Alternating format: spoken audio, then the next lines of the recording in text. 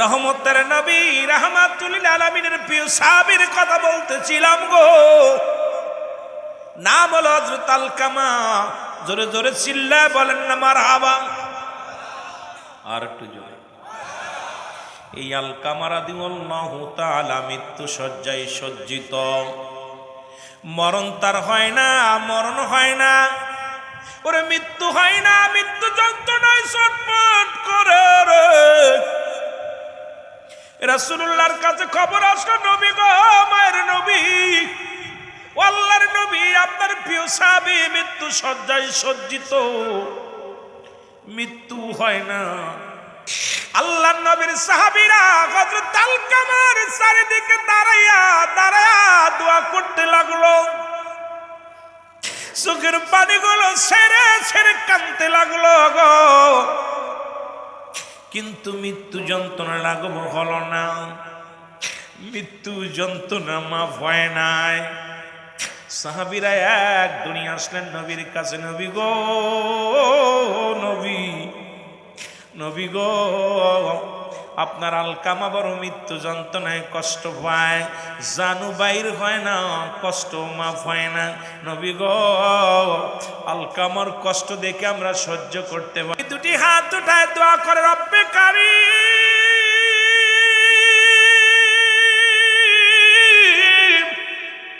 এ রব্বে কারীম রে, আমার আলকামারে তুমি মাফ করে দাও, তুমি মাফ করে দাও।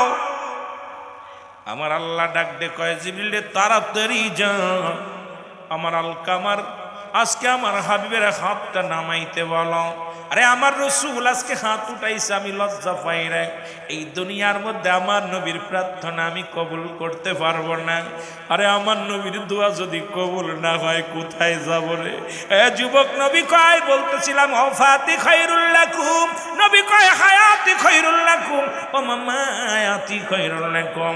নবী কয় উম্মতিরা রে, এই দুনিয়ার মধ্য থেকে বিদায় নিলাম আমি উম্মতের জন্য, এই দুনিয়ার মধ্যে আগমন করলাম আমি উম্মতের জন্য। ও দরদি বন্ধু রে, যেমন জাকের ভাইদের জন্য আজকে আপনাদের জন্য একজন রাহবার আমার আরিফ ভাই, এই রকম নবীজি উম্মতের কান্ডারি হইয়া, যদিও মেসাল তার সঙ্গে দেওয়া ঠিক নয়। আরে নবী বললেন হায়াতি খায়রুল লাকুম, আমার হায়াতের জিন্দেগিটা আমার উম্মতের জন্য কল্যাণ স্বরূপ। এই পৃথিবীর মধ্যে আমার উম্মতিরা যদি কোনো মুসলমান শুনে নাও, ও আমার উম্মতিরা শোনো, আমি নবী তোমাদের সঙ্গে চলাফেরা করেছি, আমি নবী তোমাদের সঙ্গে কথাবার্তা বলেছি, আমি নবী তোমাদের মতো সংসার ধর্ম করেছি। এই জন্য আমার দেশের অনেক আলেমরা কয় নবী আমগার মতো মানুষ। আমার যুবক বন্ধুরা দিলের কান্ডা লাগা শোনো, আবার নবী কয় ওয়াফাতি খায়রুল লাকুম, আমার নবী কয় উম্মতিরা রে, আমি নবী দুনিয়া থেকে বিদায় নিলাম রে আমার উম্মতের জন্য। কারণ উম্মতিরা যদি কোনোদিন ভালো কর্ম করে, ভালো কাজ করে, আমি নবীর সঙ্গে সঙ্গে আল্লাহর দরবারে প্রশংসা করি। আবার কোন উম্মতিরা যদি গুনাহের কাজ করে, আমি নবীর সঙ্গে সঙ্গে ইস্তেগফার করি, ক্ষমা চাই। এই দুনিয়ার মধ্যে আমি উদাহরণটা মাঝে মাঝেই দিই। অন্যায় করে ছেলে মাপ চাই মুসলমান বাবা, অন্যায় করে গ্রামের ছেলে মাপ চাই চেয়ারম্যান মেম্বার যাইয়া, এমন নবীর উম্মত হইলাম। ভুল করি আমি, ক্ষমা চাই আমার নবী। এই নবীর পক্ষে থাকার দরকার আছে কিনা রে? আমার মনের জল্পনা কল্পনা, নবী যাব আমি সোনা, সবাই জোরে জোরে এরে যাব আমি, আরো জোরে বলেন যাব আমি। ওরে আমার মনের জল্পনা কল্পনা, নবী যাব আমি, আরো জোরে বলেন যাব আমি সোনা। এর নবীজিকে ভালোবাসি, মনটা আমার অনেক খুশি, নবীজিকে ভালোবাসি। ওরে নবীজিকে ভালোবেসে তৃপ্তি মেটে নাও, বলো নবীজিকে ভালোবেসে না গো যাব আমি সোনা। আওয়াজ নাই, এতগুলো মানুষের আওয়াজ হইলে তাবুনের বজরে ওরে যাব আমি, আরো জোরে বলেন যাব আমি। এরি আমার মনের জল্পনা কল্পনা নবী যাব আমি এর নবীর প্রেমে এত জাদু ডাকিলে মনে হয় মধু নবীর প্রেমে এত জাদু ডাকিলে মনে হয় মধু এই মধু কোথাও মেলে না বলো এই মধু কোথাও না গো যাব আমি সোনা আরো জোরে বলেন যাব আমি সোনা এরি আমার মনের জল্পনা কল্পনা নবী যাব আমি এই কুষ্টিয়া জেলার শুধু আশা নিদান কালে দিয়েন দেখা কুষ্টিয়া জেলার শুধু আশা নিদান কালে দিও দেখা দিবেন দেখা নবীর ওসিলায় বলেন দিবেন দেখায় মাহফিলের ওসিলায় লাই গো যাব আমি সোনা আরো জোরে বলেন যাব আমি সোনা এরি আমার মনের জল্পনা কল্পনা নবী যাব আমি এর যাব আমি সোনার মদিনায় বলো যাব আমি নাই বলো যাব আমি এরি আমার মনের জল্পনা কল্পনা নবী যাব আমি এ দুনিয়ার মুসলমান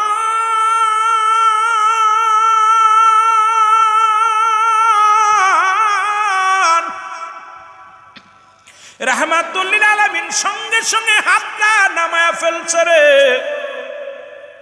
বলি ইয়া রাসূলুল্লাহ ইয়া হাবিবাল্লাহ নবী গো আজকে আপনি যার জন্য ক্লাতি করেন যার জন্য দোয়া করেন নবী গো ওই ব্যক্তির মা দুনিয়ার মধ্যে জিন্দা আজকে দেখলাম আরিফ ভাইয়ের মা আজ থেকে কয়েক বছর আগে দেখে গেছিলাম রে বাবা সেই মানুষটা এখনো স্বামী ছাড়া সন্তানদের নিয়ে আসে কথাগুলো না বললে নয় রে বাবা শুনে নাও এ আমার যুবক বন্ধুরা আমার রাসূল সঙ্গে সঙ্গে হাতটা নামায়া দিছে এবার আমার নবীজি দৌড়ায়া চলে গেছে মুসলমান আলকামার বাড়িতে সালাম দা সালাম আলাইকুম মা জননী গো ওয়ালাইকুম আসসালাম আওয়াজ আসে ওয়ালাইকুম আসসালাম কে বলে মা গো আমি মুহাম্মদ উম্মতের কান্ডারি রাহমাতাল লিল আলামিন এবার ভিতরে থেকে আওয়াজ আসে আমার নবী মুহাম্মদুর রাসূলুল্লাহ সাল্লাল্লাহু আলাইহি ওয়াসাল্লাম আপনি আমার ঘরে আসছেন গো মা গো আগে বলো আমার আলকামা কি অপরাধ করেছে ডাকতে বলে নবী গো খোদার কসম করে বলে আমার আলকামা জীবনে এক ওয়াক্ত নামাজ ছাড়ে নাই জীবনে একটা রোজা ছাড়ে নাই আমার আলকামা ও যুবক বন্ধুরা শুনে নাও আমার আলকামা জীবনে কোনোদিন অন্যায় করে নাই আমার নবী বলে ও মা তাহলে আমার আলকামার এত মৃত্যু যন্ত্রণা এত কষ্ট হয় কেন ডাকতে বলে দয়াল নবী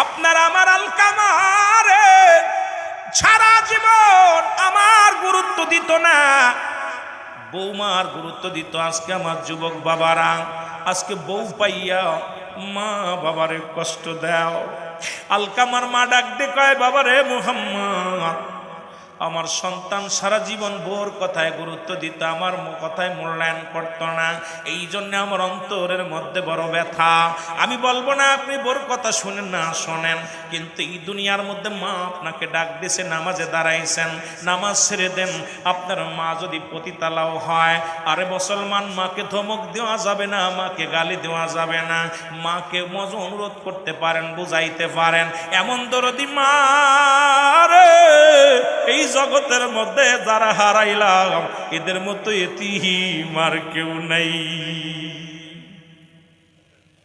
এর মা বাবার কথা মতো যেজন চলে না বলো মা বাবার কথা মতো আল্লাহ নবীর দয়া তার পাবে না বাইরে আল্লাহ নবীর দয়া আরো জোরে বলেন, মা বাবার কথা মতো যেজন চলে না, বলো মা বাবার কথা মতো আল্লাহ নবীর দয়া তার পাবি না।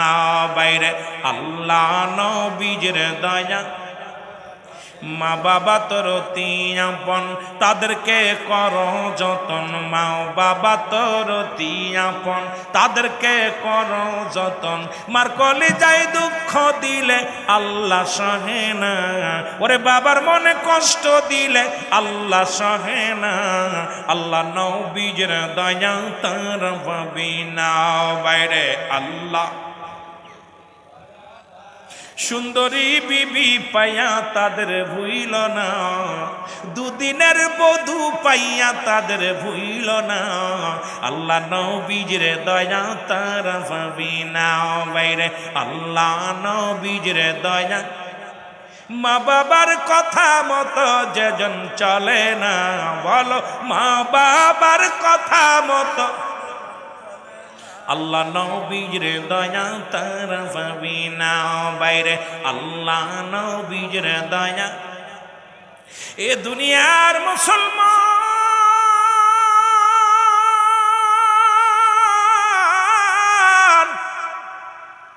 নবীজি বলে মা গো আমার সাহাবীরে আপনি মাফ করে দেন।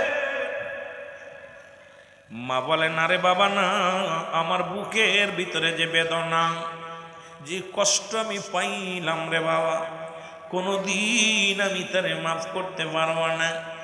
রাসূল বলে সাহাবীরা আয়, দেরি করিস না, আগুন নিয়ে আয়, খড়ি নিয়ে আয়। খড়ি জানি আগুন জ্বালাইয়া সীতা বানাইয়া আলকামার দেহখানা পুরাইয়া দাও, কারণ আমার আলকামা মৃত্যুর পরে জাহান্নামী। মা সন্তুষ্ট নাই, এর মা সন্তানের প্রতি রাজি নাই রে, জাহান্নামী হয়ে যাবে, আগুনের মধ্যে দিয়ে পুরাইয়া দাও। খড়িয়া নিয়া সীতা বানানো হলো। দেহখানা যখন, বডিখানা যখন আগুনের দিকে নিয়ে যায়, মা জননী একটা চিৎকার মেরে বলে নবী মুহাম্মদ রে, আমি দুঃখিনী মা রে, আমি মায়ের সামনে দিয়া আমার কলিজার টুকরার গায়ের মধ্যে আগুন লাগাস না, আমি আমার কলিজার টুকরা পুরানো দেখতে পারবো না।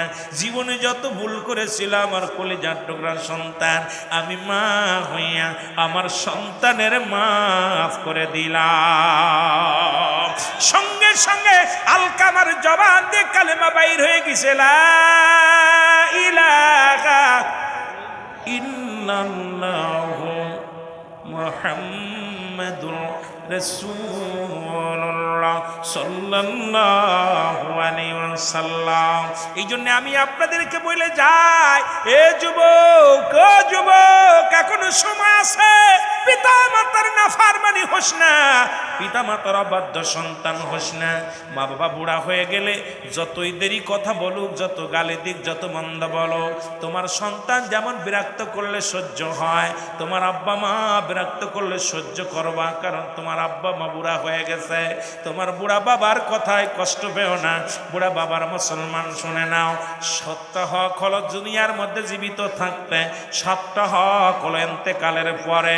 আজকে সাতটা হক এই দুনিয়ার মধ্যে মুসলমান, এ যুবক, এই দুনিয়ার মধ্যে মোট 14টা হক হলো পিতা মাতার। এই 14টা হক যদি আদায় না করে দুনিয়া থেকে বিদায় হয়ে যাও, তার কসম করে বলি আল্লাহর আদালতে জবাব দেওয়া সম্ভব হবে না। এই জন্য আমি আপনাদেরকে বলি, আজকে যখন আমার ভাইয়ের বাবা জান দুনিয়া থেকে চলে গেছে, অনেক জাকের ভাইয়েরা চলে গেছে, 1 নাম্বার মানুষ যখন মারা যায় তাদের জন্য কি করা হয়? মাগফিরাত কামনা করা হয়। 2 নাম্বার তাদের জন্য দোয়া মুসলমান সব পৌঁছানো হয়। রসুল বলছে 1 নাম্বার তাদের জন্য মাগফিরাত কামনা করো, 2 নাম্বার তাদের জন্য সবরেসানি করো। আজকে আমার দেশের আলেম উলামা হাত পাততে কষ্ট হয়, হাত উঠায় দোয়া করতে কষ্ট হয়। নবীজি বলছে মুসলমান কমি মাদ্রাসায় যারা আছেন গো বাবা, আশপাশে আমার জানা মতো অনেক কমি মাদ্রাসা আছে। ফতুয়ায়ে দেওবন্দের মধ্যে লেখক হলো আল্লামা মুফতি শফিক আহমেদ। ওরে মুসলমান প্রথম খণ্ডের মধ্যে 24 নম্বর পৃষ্ঠার মধ্যে, এর মুসলমান আপনাদের গুরুর গুরু যিনি দেওবান মাদ্রাসার, ও মুসলমান শুনে নাও, দেওবান মাদ্রাসার ও মুসলমান মুহাদ্দিস আল্লামা মুফতি শফিক আহমেদের লেখা ফতোয়ায়ে দেওবন্দের মধ্যে প্রথম খণ্ড 24 নম্বর পৃষ্ঠা। রাসূল বলছে 5 ওয়াক্ত নামাজ আদায় করে জিয়ারত করে সর্বআলাতে আমার রব্বি কারীমের দরবারে দুটি হাত উঠায় দোয়া করা উত্তম সুন্নাত, মুস্তাহাব। একটা যদি হারাম দেখাও জীবনে আর দোয়া করতাম না। আজকে একটু দোয়া করবা, মা বাবার জন্য দোয়া করবা, মা বাবার জন্য মাগফিরাত কামনা করবা। মা বাবার জন্য দোয়ার অনুষ্ঠান করলে শুধু হারাম আর হারাম লাগা দিছ গো। এত ফতোয়া কই পাও? পৃথিবীর মধ্যে যে মা বাবা তোমার এই দুনিয়া আনার জন্য কত ভূমিকা। ঈমান নিয়ে কবরে যেতে হবে, সম্পদ নিয়ে নয়। ঈমান নিয়ে আমল নিয়ে কবরে যেতে হবে, বাড়ি গাড়ি নয়। ঈমান নিয়ে কবরে যেতে হবে, আমার সিয়ার নিয়ে না। সুতরাং কবরের ভিতরে আমার আপনাকে যেতে হবে, হিসাব দিতে হবে। দুনিয়ার সম্পদ আপনি দেখছেন, আপনার কে শেখ ফরিদ, উনি সব ছেড়ে দিয়ে আল্লাহকে পাওয়ার জন্য পাগল হয়ে গেছে। আপনি কেডা? মিশরের বাদশাহ অধিপতি যিনি কে ছিল? এ মুসলমান, উনি সব ছেড়ে দিছে। ইব্রাহিম আদম, উনি ইব্রাহিম আদম মিশর অধিপতি ছিল, বাদশাহ ছিল, বাদশাহী ছেড়ে দিয়ে আল্লাহর প্রেমে দেওয়ানা হয়ে গেছে। সুতরাং আল্লাহকে পাইতে হলে এই দুনিয়ার লোভ লালসা ছাড়তে হবে। জোরে বলেন ঠিক কিনা? আরো জোরে বলেন ঠিক কিনা? একটু মহব্বতের সাথে বলেন, তোমরা যাইয়া দেখো না যাহার হয় না তুলনা, বলো তোমরা যাইয়া।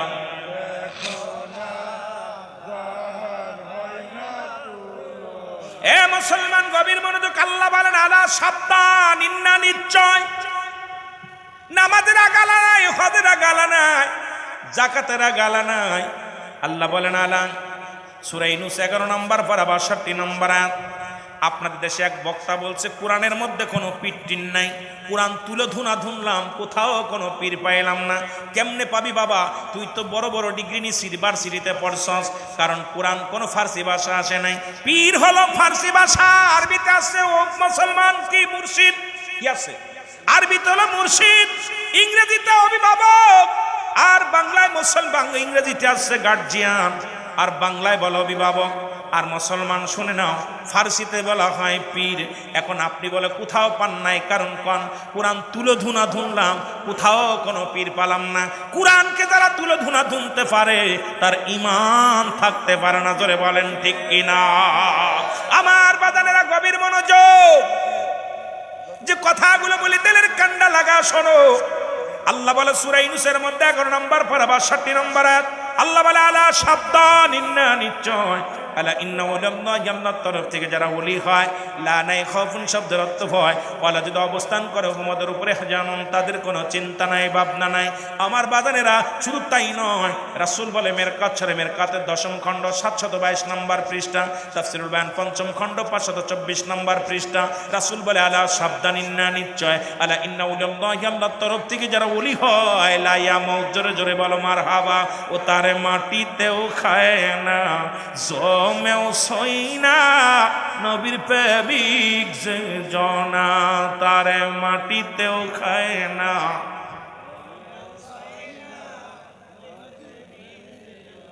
হাদিসের ঘোষণা, কামেল পীর মরে না, কানার দাল হাদিস কুরআন পড়ে না। কামেল পীর যোজনে মরণ নাই সংসারে, দেখো না হাদিস কুরআন পড়িয়া, তারে মাটিতেও খায় না, জমেও সই না, নবীর প্রেমিক যে জনা, তারে মাটিতে।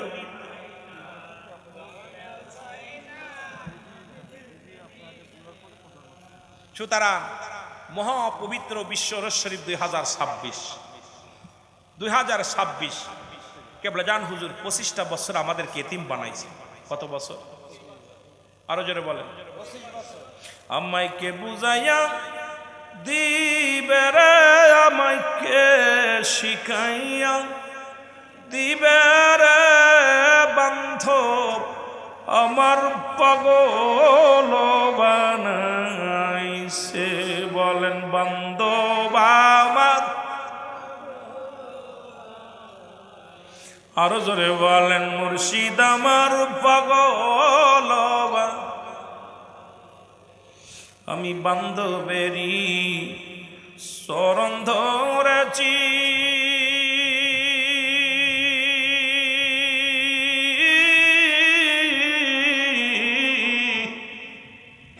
নিন্দুকের কত গো জ্বালা গায়ে সয়েছি।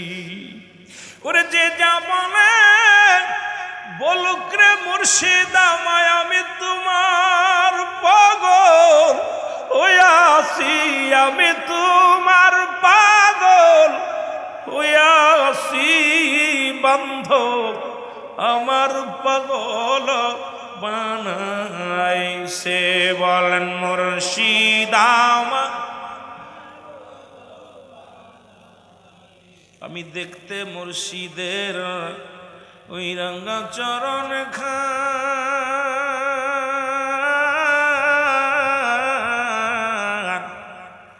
জাকের বাইবুল কান্দে বসে দিবা রজনী, জাকের বাইবুল কান্দে গো বসে দিবা রজনী। ওরে আমার রে তিম্বানায়, আমার রে তিম্বানায় রোজা পাকে লুকাইছে বান্ধ, আমার পাগল বানাইছে, বলেন বান্ধব আমার। হুজুর বলেন বাবা, পৃথিবীর মধ্যে আমি আমার দাদারে হারাইছি, এতিম হই নাই। আমি আমার দাদিরে হারাইছি, এতিম হই নাই। আমি আমার মারে হারাইলাম, এতিম হই নাই। আমার বাবারে হারাইলাম, আমি এতিম হই নাই। যেদিন আমার আপন মুর্শিদ আমার ছেড়ে বিদায় হয়ে গেছে রে, সেদিন আমি মুজাদ্দেদ পৃথিবীর মধ্যে বড় এতিম হয়ে গেছি।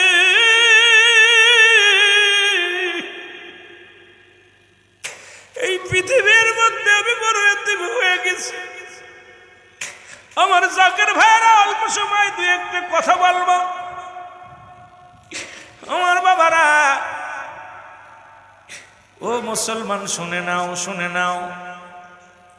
কেবলা যেন হুজুর বলে, আমি আমার পীরের দরবারে 10টা বছর গোলামি করলাম, 10 বছর বয়সে 40টা বছর সাধনা করলাম। 10 বছর বয়স যখন, তখন আমার মা মারা যায়। হঠাৎ আমার পীর, তোমার দাদু পীর খাজা ইউনূস আলী সাহেব, মুসলমান শুনে নাও, অট্টশির হুজুরের নামের অনেকে জানেন না, খাজা বাবা বলি। আমার বাবার নাম হাসমতুল্লাহ ফরিদপুরি, খাজা মাওলানা হাসমতুল্লাহ ফরিদপুরি। আমার বাবার নাম মুসলমান খাজা আলিমউদ্দিন খান সাহেব। মুসলমান শুনে নাও, শুনে নাও। আমার পীরের নাম হলো খাজা ইউনূস আলী সাহেব। জোরে বলেন না মারহাবা। এরে বাবা শোনো, আমার পীর আমাদের বাড়ি আসলেন জমিদার সাহেব, কারণ আমরা জমিদার গোষ্ঠী। তৎকালীন জামানায় আমরা প্রভাবশালী এলাকার মধ্যে। এসে আমার কয় ভাইকে নিয়ে বসে আছে হুজুর। আমি দূর থেকে আসলাম, আসার পর এক নজর আমার পীরের দিকে তাকাইলাম। তাকানোর পর আমি বড্ড পাগল হয়ে গেলাম। এ কি দেখলাম, আমি যেন পাগল হয়ে গেছি। জীবনে এমন মানুষ আমার নজরে পড়ে নাই। আমাকে হুজুর ডাকলেন, তোমার দাদু পীরে ডাকলেন, ডেকে হাত বোলায়া দিলেন মাথার উপরে। বোলায়া দেওয়ার পর আমার আব্বাজানকে ডাক দে, বলে বাবা আপনার এই সন্তানটাকে আমাকে দিয়া দেন, আমি নিয়ে যাব। আমার আব্বাজান বললেন ও যাইতে চাই কিনা। আমারে জিগাইলো, বাবা আপনি কি আপনার পীর সাহেব কেবলা, আমার পীর সাহেব কেবলার লগে যাবেন? উনি বললেন বাবা আমি যাব। আমিও চলে গেলাম। যখন 10টা বছর, এই 10 বছর বয়সে আমার পীরের কদমে গেলাম। আমার বাবারা, আমার 10 বছর বয়সে পীরের কদমে গেলাম। মনে করলাম দুনিয়ার মধ্যে মা নাই। আরে মা, সৎ মা আমার আসবে, ভালো খাইতে দিবে না, পীর যখন এত আদর করে নিতেছে, ভালো মন্দ খাইতে দিবে, ভালো আদর করাবেন। আমাকে এনে বকরি চড়ানোর দায়িত্ব দিলেন, বকরি চড়াইলাম। ও মুসলমান শোনো, আমি আমার পীরের দরবারে মাটি কাটি, আমার পীরের দরবারে মাটি টানি, বকরি পালন করি। সারাদিন আমারে দিয়া কষ্ট করায়, সারাদিন আমি কষ্ট করি। খোদার কসম করে বলি, আমার পীরের দরবারে এসে আমি কোনোদিন পেট ভরে খাবার পাই নাই। একসাথে বন্ধুদেরকে নিয়ে কাজ করি, সবাইকে পেটে ভরে খাবার দেয়। আমি মুজাদ্দিদ কি এক অল্প একটু শানুকের মধ্যে সামান্য একটু খানা দেয়, যাকে পেট ভরে না, আমার দেহখানা কঙ্কাল হতে লাগলো। রাত ভরে আবাদত বন্দেগি করি, বকরির ঘরে জীবন যাপন করে, যেখানে বকরিগুলো থাকে ওই খড়কুটা নাড়া বুড়ির মধ্যে আমি শুয়ে থাকি। আমার বাবারা আমার বালিশ হলো একখানা ইট, এই ইট বিছায়া। আবার যেদিন আমার ঘুমের জোল আসতো, ওদিনে আমার পীর আমার কামরায় ঢুকতো, ঢুকে বলল, বাবা আপনি ঘুমান কেন? ঘুমাতে আইসেন নি? আপনি মৌলাকে ডাকেন। আমি সারা রাত ভরে ডাকতাম, আল্লাহ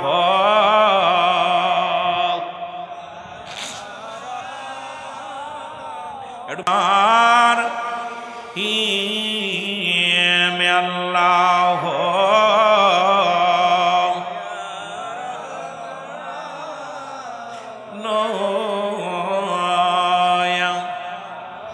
ওরে আল্লাহ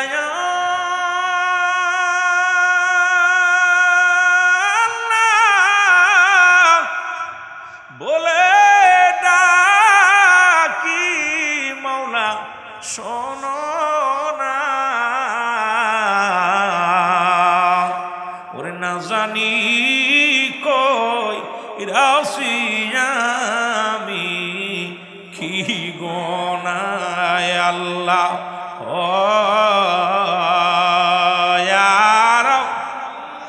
ডাকেন না, সবাই ডাকেন, ইয়া রহিম ইয়া রহমান তাআলা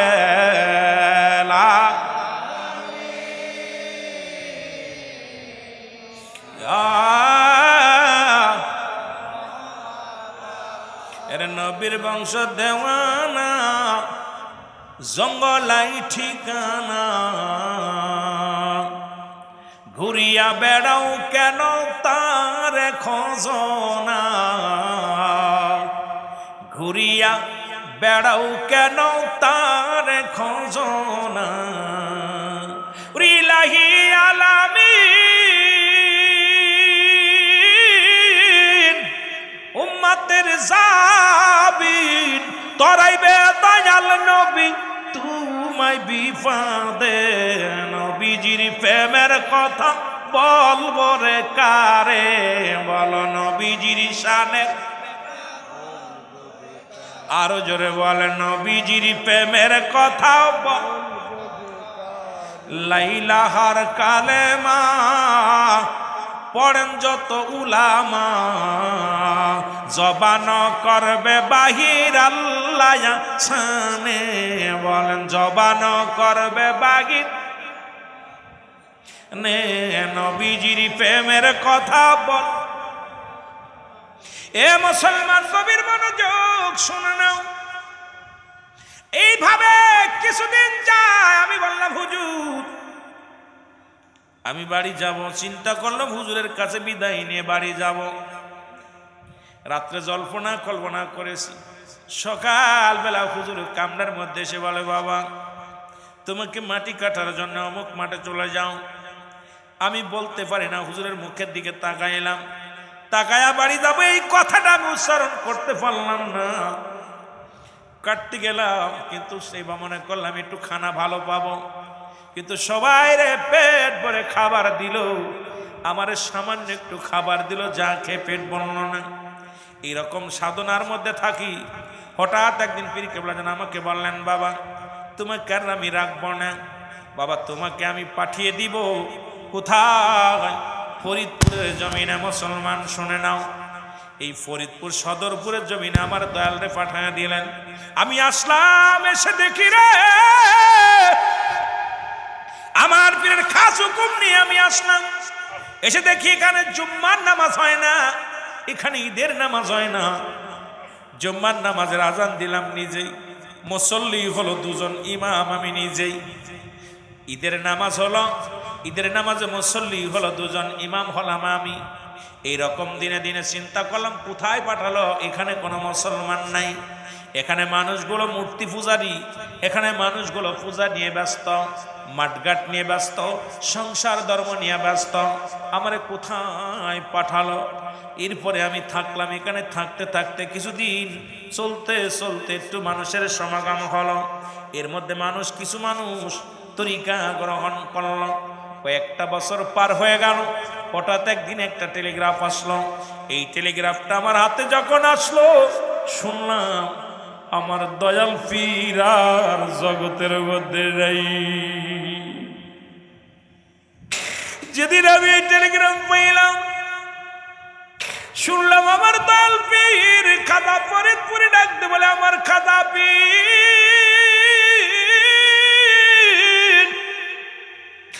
দুনিয়ার মধ্যে নাই রে। আমার মন বললো আকাশ থেকে আকাশটা ভেঙে যেন আমার মাথার উপরে পড়ল। জীবনে আমি এত কষ্ট পাই না। যেদিন মুর্শিদ হারানোর কথা শুনলাম, সেদিন আমি আমার নিজের ধৈর্য ধরতে পারি নাই। চিন্তা করলাম মুর্শিদ যেহেতু নাই, আমি আর বেঁচে থেকে লাভ কি, আমিও দুনিয়া থেকে বিদায় নিব। খানা ছেড়ে দিলাম। একদিন নয়, দুদিন নয়, 40টা দিন পার হয়ে গেল। আমি রাত্রে খাই না, দিনেও খাই না, একটু পানি খাই শুধু। রাত্রে মনে করি আজকের রাত আমার কাটবে না, আমি মারা যাবো মনে হয়, সকাল দেখতে পারবো না। সকাল যখন আসতো মনে করতাম আমার রাত আসবে না।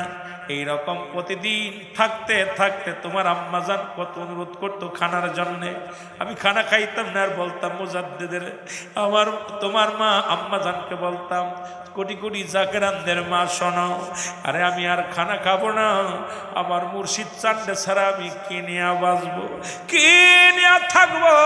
সুতরাং এই দুনিয়ার কোনো কিছু ভালো লাগে না, আমি আর বাঁচতে চাই না। আমার দয়াল পীর যেখানে গেছে আমিও সেখানে চলে যাব। জোরে জোরে চিল্লা বলা যাবে না আল্লাহু আকবার। তুমি যেমন করে যাইবা সেরে মুর্শিদ জানা ছিল না আমার জানা। আরো জোরে বলেন, তুমি যেমন করে যাইবা সেরে বাবাজান জানা, ওই আমি দেখা গেল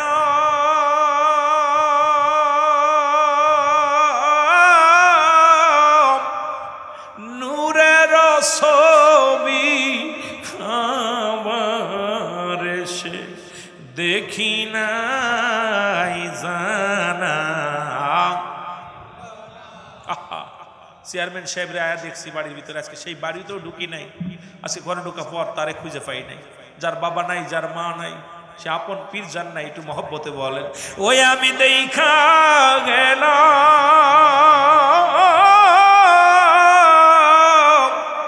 নূরের ছবি আবার এসে দেখি নাই জানা।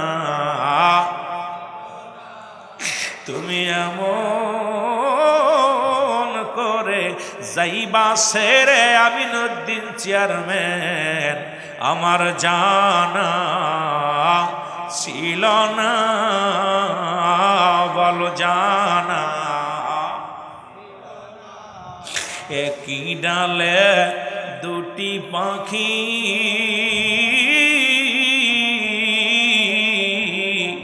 দয়াল রে কতই করছ ডাকা ডাকি রে, ওরে একই ডালে দুটি পাখি দয়াল কতই করছ ডাকা। এখন তুমি কোথায়,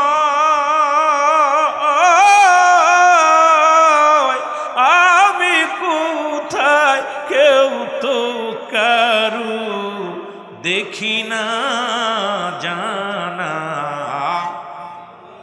একটু মহব্বতে বলেন জানা তুমি এমন করে যাইবা সেরে দয়াল জানা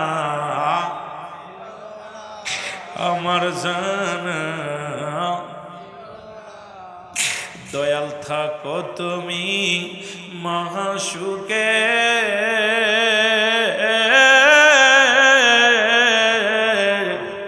আমি কান্দি তোমার সোগে দয়াল আসো তুমি মহাসুখে আমি কান্দি তোমার প্রেমেয় আমি কোথায় গেলে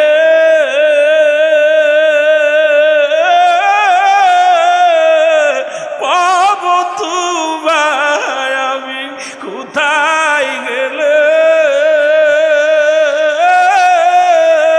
পাবো তোমায় তাও তো আমার জানা নাই তোমায় কোথায় পাই আমি তুমি এমন করে যাইবা সেরে দয়াল জানা বলেন জানা এই রুহুল আমিনের শুধু আশা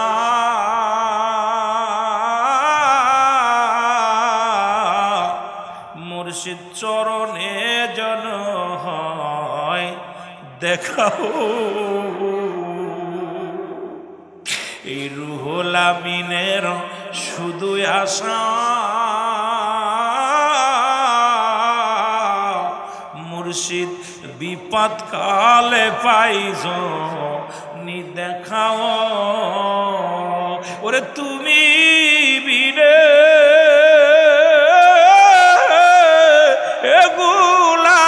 গোলামের গায়ে তুমি বিনে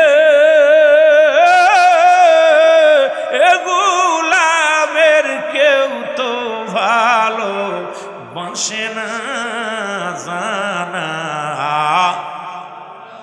আরো জোরে বলেন জানা তুমি এমন করে যাইবা সেরে মুর্শিদ জানা এই দয়ালের হারানোর কথা সহ্য করা যায় না বলা যায় না ছোট্টবেলা থেকে দয়ালের হারাই পাইছি যখন আমার বয়স সবে মাত্র অল্প আপনারা জানেন আমি আমার চাচা আবুল হাশেম যশোরী সাহেব আমাকে কোলে করে গজল গাইতেন আমি সেই ল্যাংটা অবস্থায় একদম ছোট্ট মানুষ দরবারে গেছি আইছি দয়ালের দায়রায় কত ঘোরাঘুরি করছি জানতাম না দয়াল আমার ছেড়ে চলে যাবে আগে তো বুঝি নাই এখন বুঝি এখন মুর্শিদের ব্যথা বুঝি আগে বুঝতাম না দাঁত থাকতে দাঁতের মর্ম বুঝি নাই দয়াল পীর কেবলা জান বললেন বাবা ওদিন আমি বড় এতিম হয়ে গেলাম 40টা দিন খানা খাই না 40টা দিন চলতে পারি না এরপর